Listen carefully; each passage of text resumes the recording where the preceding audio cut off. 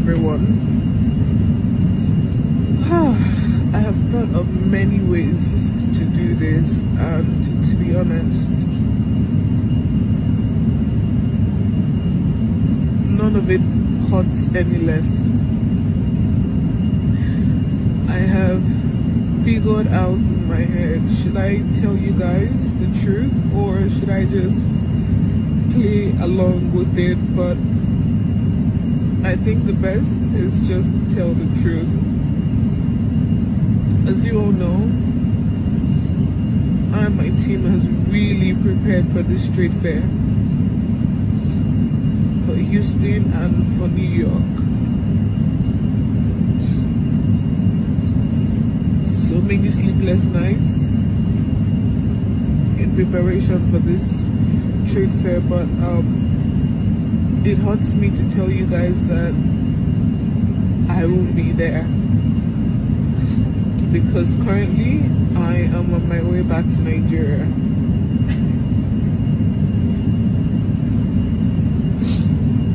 So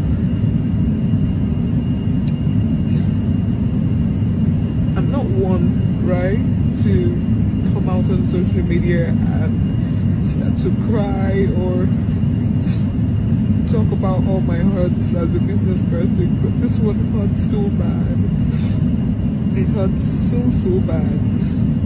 So apparently I was denied entrance into the US, and that's because my visa was a B1, B2 visa, which is tourism/business meetings, right? So when I landed, I was detained for like 24 hours in their detention room, and when I was questioned, I told them that I was just only going to exhibit. Welcome to Pan-African Perspectives, your weekly live stream where we talk about all things Africa and African related, how we can help to advance the continent back to its rightful place on the world stage. Right now, I'm your host, Joe Hatagwa from Authentic African. I spent 8 years investing and traveling around Africa and 4 years living on the continent of Africa. This live stream is for those of you who have friends and family living on the continent, applying for visas to the United States and to other Western countries. This particular story here, it's a sad story, but it should be a cautionary tale for those of you who are thinking about helping your friends and family come to the United States for a visa. Before we get into the story, I just want to do a little bit of background for those of you who are new. If you're unfamiliar with me, we dive into the real life experiences of visiting Africa, moving to the continent, investing in African ventures, buying land, all with the ultimate goal of advancing Africa and restoring its rightful place on the world stage. You know, our mission is to support an independent Africa and empower African people on the continent or in the diaspora. So whether you're in Africa currently, you've recently migrated, your ancestors were trafficked, or you're a foundational Black American, this live stream will be for you. I'm your host and the founder of Authentic African. Each week we share our experiences, whether it's mine or others, living on the continent, traveling and investing in Africa. From time to time, I'll interview folks, and we will also profile people who have been attempting to come to the United States and or to leave the country of origin and to go anywhere in the West.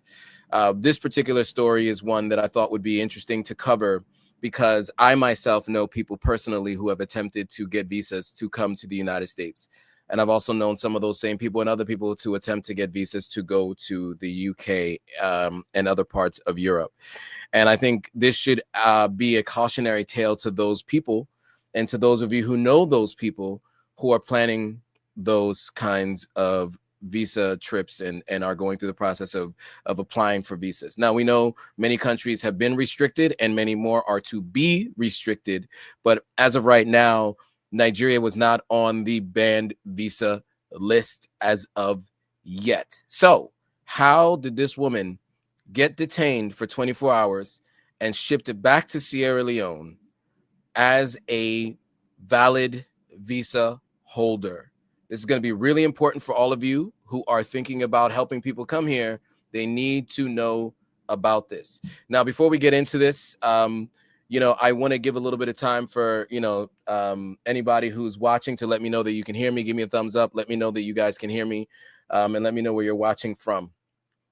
Now, I'm also going to want to get your thoughts on this. So if you have any comments and thoughts, please send your comments because I want to hear from you so that we can share them and we can talk about them here. So let's get into her story and what went wrong, because a lot of people had a lot of questions. This video here is 5 minutes long. I'm not going to play the full video. You guys got a chance to kind of hear part of her story.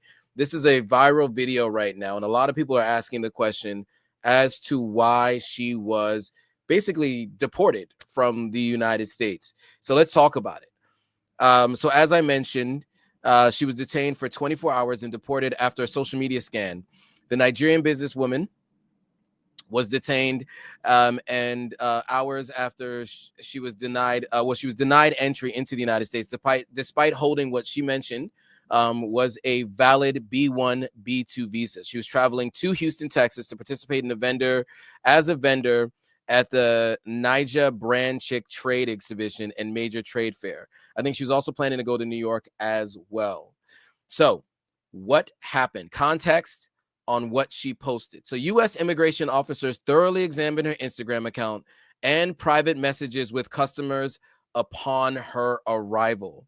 Her social media activity revealed she was publicly marketing her presence at the trade fair, coordinating order pickups with U.S.-based customers, and had shipped products for the event. Messages showed she was telling customers they could pick up their orders at the fair, and she openly promoted her role as an exhibiting vendor. Now, that all seems benign, right? Doesn't seem like an issue at all, right? And to even me, at the first glance, I see like, well, what's the problem with that? Let me explain to you what, according to the United States government, was the issue. And this is very important because you guys have to pay attention to these nuances. As I mentioned, as those of you who haven't been to the continent and planning to travel to the continent, you're going to make friends. You may be dating someone. You may, be thinking about bringing people over, family members, whatever. Anybody you're planning to bring, or they're planning to come for different kinds of visas, you better be sure of the stipulations of that visa, because social media will be reviewed and used against folks who are looking for entry into the United States. So here are the reasons for the detention and the denial. The primary issue from the United States government end was visa misuse. The B1, B2 visa allows for tourism and business meetings, but does not permit commercial activity such as selling products or working as a vendor at an event. U.S. Customs and Border Protection, the CBP, officers used her social media posts and messages as evidence that her intended activities in the U.S. went beyond what her visa allowed. She was detained, questioned, had her phone and passport confiscated, and was ultimately escorted back to Nigeria. Now, details beyond her video. Apparently, she admitted in her post that she messed up, acknowledging should she have been more transparent about her activities, that her actions violated U.S. regulations. She reported losing thousands of dollars and missing out on the opportunity to attend the trade fair. The incident has sparked widespread discussion in Nigeria, with many warning about the risk of visa misuse and the importance of aligning social media activity with declared travel intentions. U.S. border officers have broad authority to search digital devices and social media and can deny entry if they find evidence of planned activities that violate visa terms. Now, is everybody clear on that? Let me know in the comments if that's very clear to you, if you understand what I just read. But this is huge, right? Because I think this is the first step that the United States has taken towards, at least publicly, that we've seen that they've taken towards enforcing some of the things that we've heard them talk about recently. Now, let me take a step back before I get into the policies that were enacted that led to this particular instance. I went and combed through her social media the other day because this went viral over the weekend. So I went and combed through her social media. I went to her Instagram page and I was trying to figure out what exactly had she done wrong. And because I thought maybe she had some anti-US sentiment, maybe she had said some things that the US deemed, violates, US law, or maybe she had said anything that could get her in trouble. And what I realized is, and it's no longer on her page, so you can try to go to her page. You won't be able to find it because she's now removed all of this. But if you look here, what you'll find is what was here before is the most recent posts were her posts about her attending this particular trade fair. And then also she had been talking about one in New York. Now she has a very serious, substantial business. Let's be very clear. She was going to expand her business, but not to overstay a visa in any way. So from what I can see, because she has a very substantial business in Nigeria. And so, she has quite a substantial following, almost 100,000 followers. Now, I don't know how many of those came since this post has gone viral. And you can see that, she has a wig business. And, for those of you who have been to the continent and you've seen some of the wigs, this is very high end, right? Here we go. Actually, here is the one of the posts that may have been used against her. Right, the D-Day is finally here. We're live in Houston and ready. The 27th, 28th, and 29th will be on Park 8. Now, this is the trade exposition. It says exhibiting vendor. Now, according to what I just read to you, being a vendor is against the rules. So keep in mind, visa holders planning to arrive to the United States, this should be a cautionary tale and a lesson to you that if you plan to come to the United States, be very, very clear of the stipulations of your visa. If you're not clear on the stipulations of your visa, ask somebody who might help you understand, because anything you have in your social media over the last 6 months can deny you entry. So don't post anything new. Scrub anything that would be, and we'll talk. Actually, I'll get through what my advice would be on this. But yeah, so this is the post here. She had other posts. I think she had another post where she talked about going to this conference, but I can't seem to find that post. Yeah, these are all other posts about her wholesale business. Now, she did do a thank you video, which I did not get a chance to download and play. So if you want to go to her page and support her, it's Onyx Hair _ by Nelly NG, so that you can give us your support and send her a message, and also watch the video where she sent a thank you after for support after everything that's happened over the last few days. I think that's what this last video here is about. I can't play it here because unless I download it, you guys will not be able to hear it. So now let's get to the policy of the United States government about checking social media, because I don't know how many people are aware that this is a policy. And again, generally we talk about people living in the diaspora planning to go to the continent of Africa, but for all of you, regardless of your connection to the continent, if you plan to go, if you plan to visit, if you plan to move, you will inevitably encounter people who are planning to get visas to go to the EU or the US. And this kind of information is going to be crucial for them, so that they understand what they should and should not be doing. As someone who was born in the United States, I myself don't always have the answers to the questions that people ask me about visa restrictions and immigration questions. Now, there's some comments that I want to get to before we move on to the laws or the new policies of the Trump administration. So Resilience EDD said, I wish all African diaspora that identify as being African not to pretend will save up all the money to move to Africa. Africa shut out the rest of the world. I don't really understand what you're saying, except to say maybe you don't want Africans to be able to allow people in the way that the U.S. doesn't allow people in. I guess that's what you're trying to say. Correct me if I'm wrong, but I just want to make sure I understood that. It's very tough to read, but I think that's what you were saying. Jasmine Clark, shout out to Jasmine Clark for joining and just shouting us out.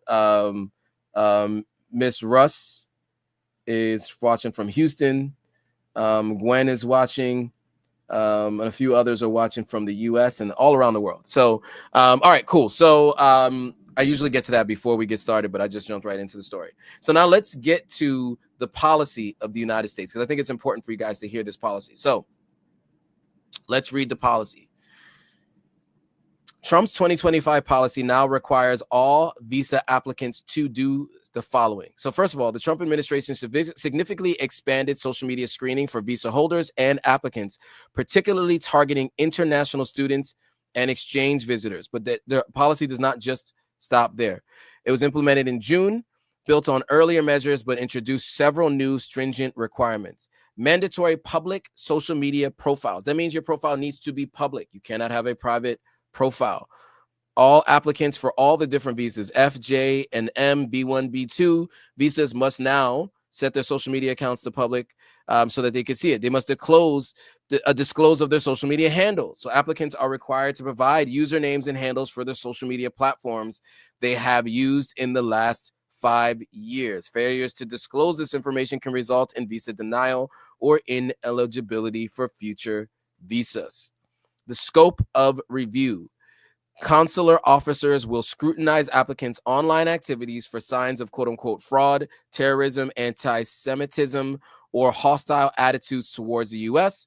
and or potentially operating outside the bounds of what the visa restrictions are. This including discussions about the citizens of the United States, culture, government, institutions, or founding principles. Officers are instructed to take detailed notes and screenshots as part of the vetting process. Consequences of non-compliance. Refusing to make social media accounts public or omitting information is viewed as an attempt to evade scrutiny and may lead to denial of the visa application. There will be continuous vetting. The State Department clarified that visa holders are subject to ongoing social media monitoring throughout their stay in the U.S. So the impact on processing, the policy led to temporary pause of student visas interviews in May of this year, causing delays and uncertainty for international students and universities. Critics argue that the policy blurs the line between national security and personal privacy, raises concerns about free expression and academic freedom for those who are student visas, and exposes applicants to risks such as doxing and harassment. The administration defends the policy as necessary for national security and to prevent the entry of individuals deemed hostile to U.S. interests.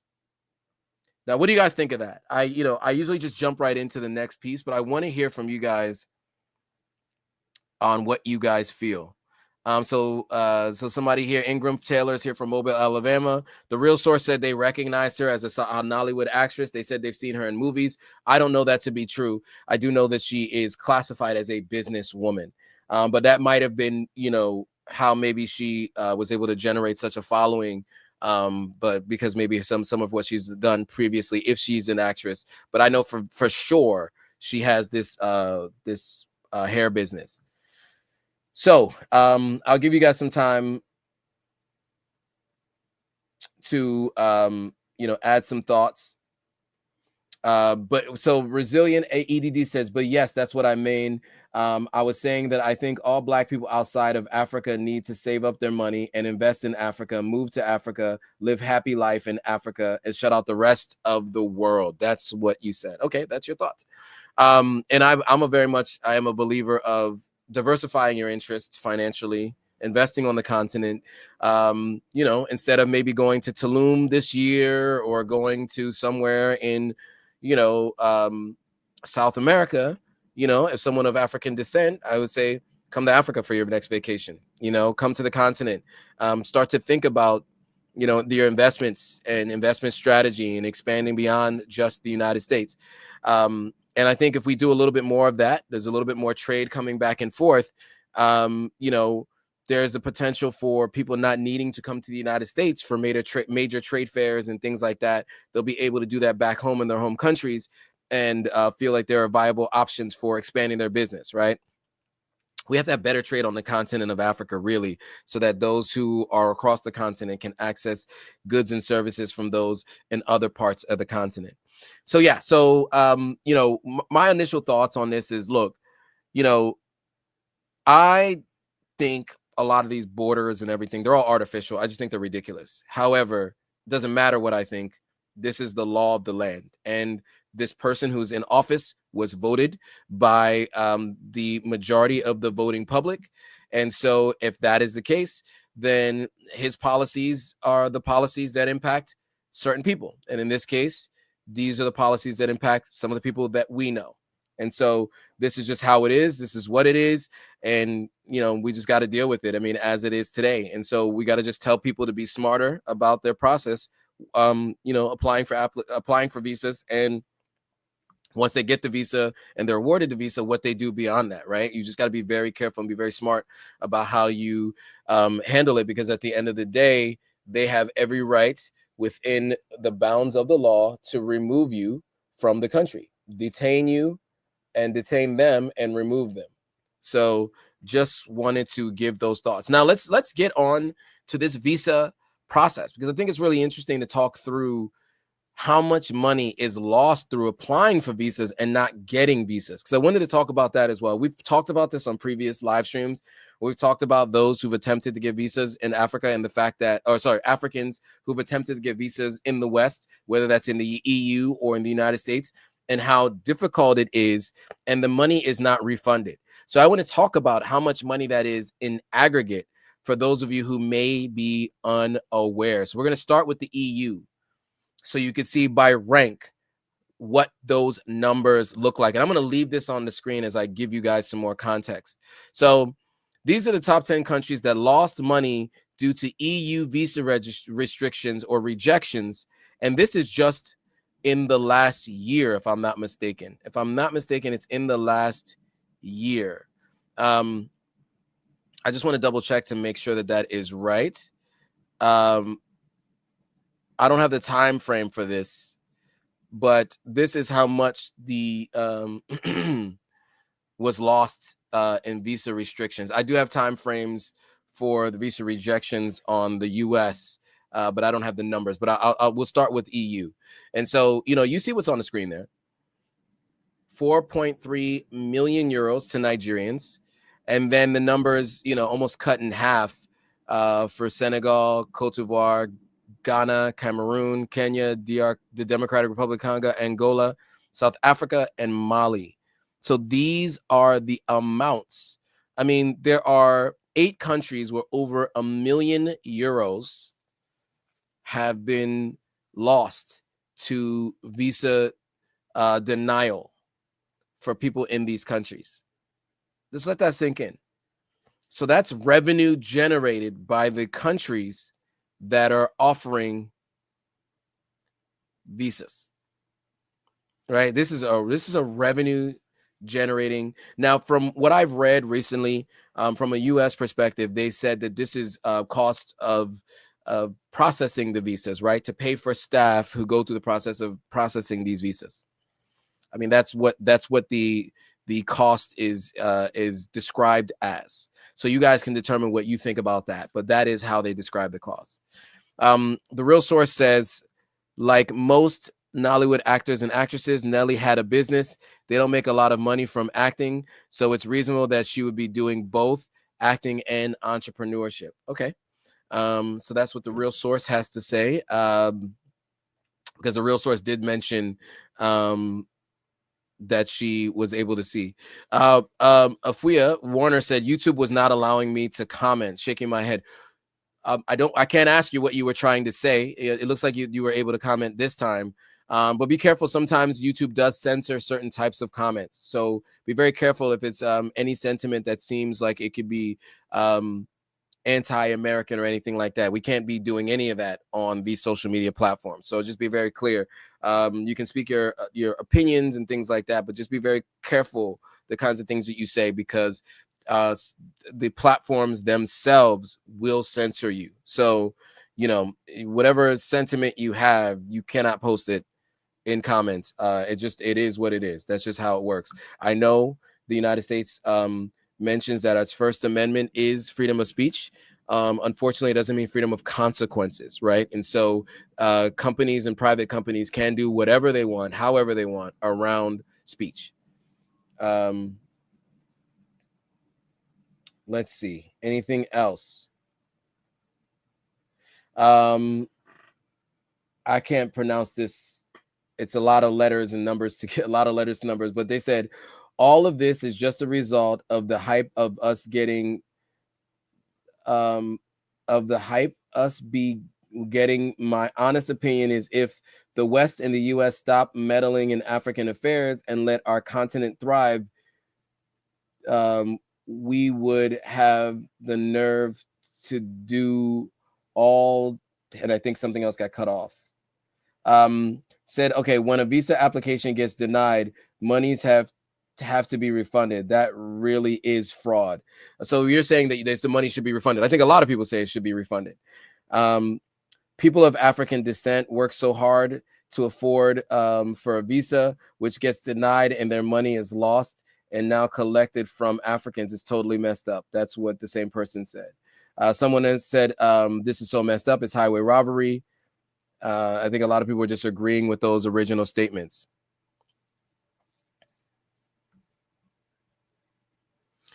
Yeah, I mean, all good points. And I think it's something that we should, definitely pay attention to. Be very careful and pay tons of close attention to it. So now let's get to the US, because this is what the US numbers look like. It looks a little small. I don't know if there's any way that I can make this bigger for you guys. I don't know how to zoom in. Is there any way to zoom in? I don't know. Hopefully you guys can see it. But this talks about the number of rejections and which ones are rejected. So Nigeria, 75% of those applying for student visas get rejected. Kenya, 74% of student visas. Ethiopia, you see the numbers here. So let's talk through the US. So Nigeria consistently ranks at the top, losing millions of dollars annually to high application volumes and significant rejection rates. And that's in the EU and the United States. What you're seeing on your screen right now is the United States. Kenya, Ethiopia, Ghana, DRC, Zimbabwe, Cameroon, Guinea-Bissau, Mali, and Senegal are also among countries with high rejection rates and substantial financial losses. So that is what you're seeing on the screen there. So I showed you first the EU. Now you see the US. Now, many people think that this is unfair, and I think you would be, you wouldn't be wrong to believe that. But again, if these are the countries you want to be, traveling to, then you got to kind of follow the way they move and what they say. That's just how it is. There's nothing you can really change about that. Now, somebody asked about birthright citizenship. Let me remove this from the stage so you guys can see me.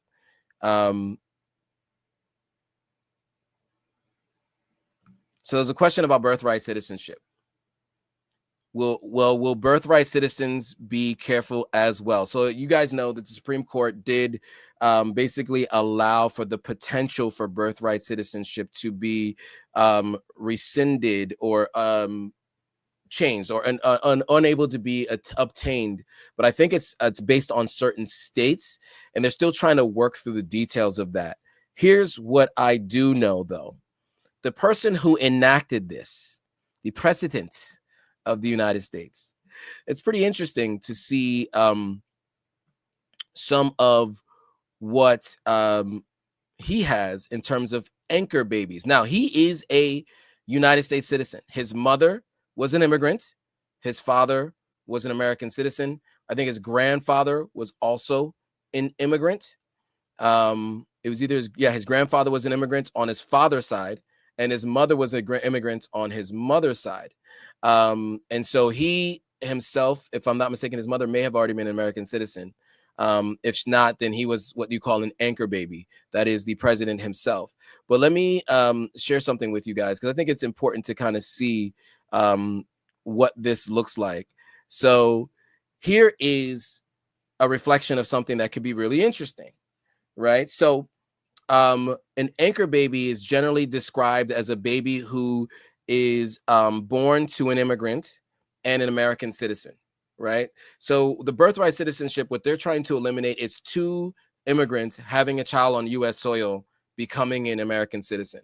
Now, the founding of the Constitution and the founding of the country of the United States, and you guys correct me if I'm wrong, but many of them were immigrants. Tell me where I'm speaking incorrect and incorrect statements here. And so in that case, they had to make it so that if the two of them weren't American citizens and they had a child here, they wanted that child to become an American citizen. So if you were born in the United States, no matter to who were your parents, you are automatically an American. That is the birthright citizenship law. It is in the Constitution, not an amendment. It is in the original Constitution. Now, there's descriptions and descriptors used to describe people who one person is an immigrant and one person is an American citizen. And so what you see here is what you would not normally see as what they describe as anchor babies or immigrants, right? This is not what the normal picture that is displayed on some of the news outlets, the mainstream media news outlets tend to describe as anchor babies or birthright citizens. But that is 4 children to the current president of the United States who would be considered anchor babies. Just thought that that'd be interesting for those who are interested in that topic, because that came up as a question about birthright citizenship. So I thought I'd share that. Now, coming back to the topic that was at hand, there was questions about, Christopher says, there it goes. Keep your money in Africa and stay home with your money unless you're in business. Nee says European countries, UK and US are the biggest, in their opinion, scammers. Afuya says maybe Africa and Caribbean exchange for tertiary education. Okay. Yes, I think that there should be more of exchanges back and forth. And I think they're talking about visa-free entry to many parts of the Caribbean for Africans and the other way around. I think we need to see more of that, right? Here's something. How about giving them the same medicine? Start canceling on your visas, Africa. Let's see how that works for them. You could definitely use the revenue. Yes, I think that would only work, though, in the cases of like countries where they have a big mining sector and people want to come there to do mining. The challenge I think you have there is a lot of the people that are coming have the domain expertise that I think many of the African countries have been looking for. And so they would feel like they'd probably be, negatively impacting themselves by having that same reactionary process to denying visas of folks from the West coming to Africa. But I hear that sentiment a ton, actually. And you're not the first to make mention of, not allowing them to use or not allowing people in. So yeah, it is a common sentiment I've heard a ton. Any other comments on Instagram? Let's see. Okay. So look, I just wanted to make sure we did basically as a public service announcement. So you guys were aware this can be a problem. And if you know anybody planning to come to the United States, especially those of you who plan to come to the continent often, you will get these questions. Many people think that because you're an American citizen, you're aware of the different visa types and pathways to citizenship. Many people born in the United States have the privilege of never having to think about that.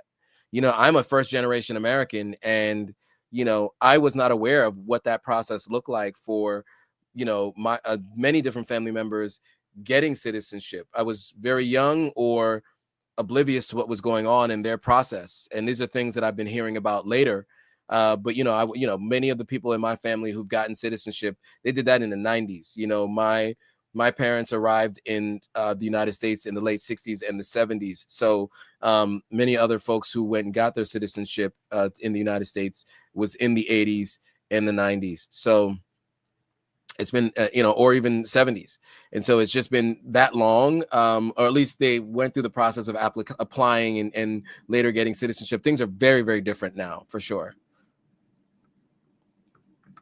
So the question says here, what happens if a mother was vacationing and gave birth in the US? Yeah, so that is the question that's the $1 million question, and we don't know yet.